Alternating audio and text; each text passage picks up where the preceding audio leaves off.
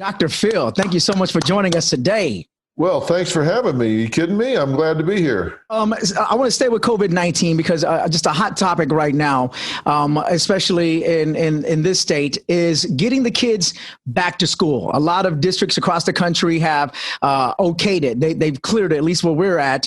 And you have hey, it's too soon versus the parents that are like, my kid is mentally not well. Like, it's not good for them because they're not around their friends. They can only get so much on-screen learning. Once the benchmarks have been met, is it the right thing to make sure that our kids feel good mentally and about themselves? Well, let me state the obvious first, and then I'll explain what I mean. But it needs to be a very high priority to get our children back in the classroom as soon as we can do it safely. Now, so that's a non-answer, right? Of course, you do it as soon as you can do it safely. Mm-hmm. But where is the balance between safety and the trade-off? But here's the thing. These kids not being in the classroom is coming at a very high price. Their education is lacking. Parents are not professional educators. Right. And I wouldn't know this math that they're going through, trigonometry, geometry, even third, fourth grade math. I mean, it takes a professional educator to do it right. Right. They've gone to pass fail. And so the academic rigor is not where it should be. And these kids are not going to be competitive with those that came before them that were in the classroom. Parents that are working and trying to teach their kids, it's just very, very difficult. And the number one predictor of whether a child is going to graduate or not is whether they're reading on grade level in the third grade. And if they're not, they're 4 times more likely to not graduate than if they were reading at grade level. So that's a very important benchmark in the third grade. And if it's low socioeconomic standards, where the child is living in poverty, they're 6 times less likely to graduate if they're not reading on grade level. So they're missing development socially, they're falling behind educationally, and the mental, emotional aspects of depression, anxiety, self-esteem, self-worth, all of those things are eroding. So it's coming at a very high price to keep them safe from the virus. And so can they get back in school with social distancing and hygiene and pull it off? As soon as that's possible, it is critically important mentally, emotionally, educationally to get those kids back in the classroom. Another thing about these kids, and this is a real serious issue, but mandated reporters for such things as domestic violence, molestation, child abuse, the teachers, the administrators, cafeteria workers, these are all mandated reporters that put their eyes on these kids. And the referrals to Child Protective Services and Department of Child and Family Services are down by like as much as 40 to 60% in some areas. That doesn't mean the abuse is down that much. It just means it's not getting reported because these teachers don't have their eyes on these kids. So these kids are still getting abused. It's just not being reported. And so when all of this breaks loose, that's going to all come cascading forward, and we're going to have to deal with that on the show as well. So we've got a big year ahead and big challenges ahead. Big year, big election. And one thing that I think is tearing families apart, even friendships. You see people unfriending more people than ever, just strictly for the fact on differences and political views. We're very polarized. And by the way, I'm running for mayor here in Phoenix. And one thing that I've been noticing, I'm an independent candidate. I don't affiliate with Republican or Democrat.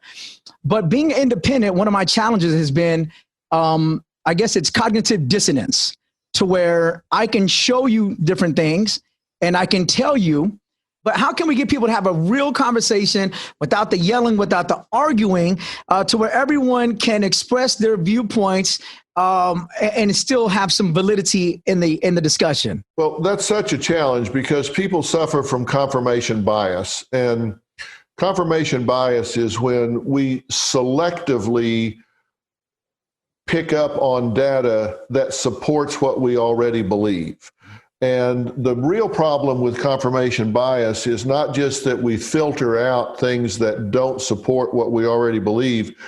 It's that if you bring people data, I'm talking about factual, verifiable data that runs counter to what they believe, the end result is it deepens their belief. It doesn't shake their belief. They dig their heels in and they close themselves off even more.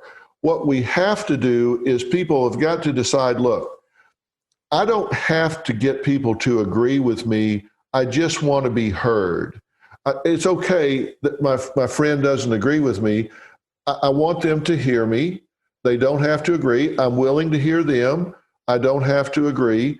But that's when you start to have an active exchange of ideas, where your goal is not that they agree with you, just that they hear you and you're willing to accept that, and then let it settle with them, let it percolate with them. And that's when you have intelligent discourse. Right now, we don't have that. Everybody's so polarized that, as you say, family members are turning on each other. And we're not having the kind of exchange.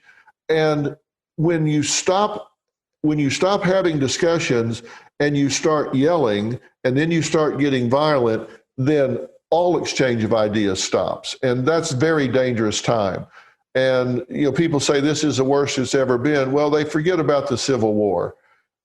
We actually went to war with each other and shot each other. And so it has been worse, but right now it's getting pretty bad in terms of polarization.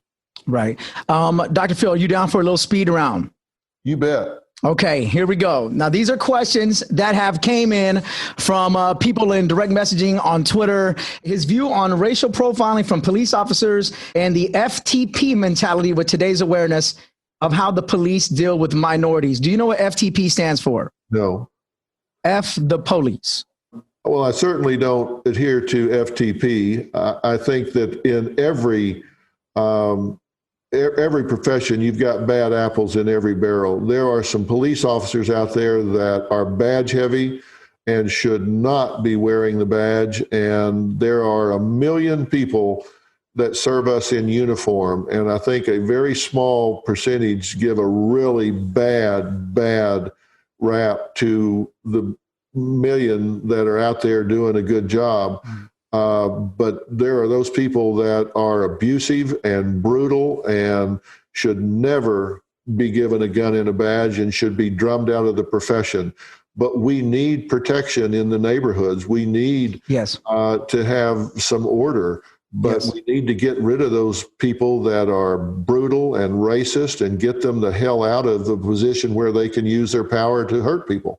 Is that something that can be, I don't want to say taught, but is that something that if you have more training, if the police departments were to actually, I don't know if you vet more, or is it just offer more training on how to remove certain instincts that you've had? I think you've got to do both. I think you've got to screen better to start with, so you get rid of people that are coming in with that chip on their shoulder. And then I think you've got to train sensitivity so they don't come in with the bias. You can screen that out, and then you constantly train them. I teach sensitivity, but yet I went through a 2-hour course myself within the last month just to remind myself and refresh myself and pick up new ideas so I could teach it even better. I teach it, and I'm still a student. Police officers should absolutely be doing that. What about autism? I know there's been a couple of episodes where you've had parents that have had difficulty, or I guess the challenges facing autism or autistic children. And as mayor, I'm trying to build a better Phoenix for everyone. What are some programs or services or effective resources that you've seen that can really address the challenges facing autistic children and their families?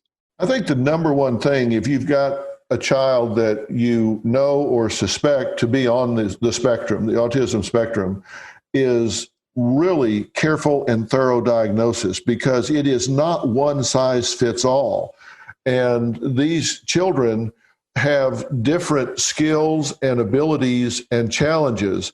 And you have to come up with a curriculum that fits that child and what they are equipped to do and what they need help with. And the most important thing is proper diagnosis and then matching a curriculum to that child, because these children are so misunderstood. So many of these autistic children are brilliant yeah. and talented and creative. It's just a matter of finding the right fit for them and getting the right curriculum and unlocking those creative skills and abilities in these children that can make such a contribution to our society. And you can't just write them off in a one-size-fits-all because they might be socially awkward in one way or another. Diagnose, figure out how to help these children find the way to fit in. I think as much as anything, it's society's inability to fit them in as it is their inability to fit in. Dr. Phil, thank you so much for your time today. New season starts Monday, September 14th. The Dr. Phil Show. Thank you. Thank you for having me. We'll talk again.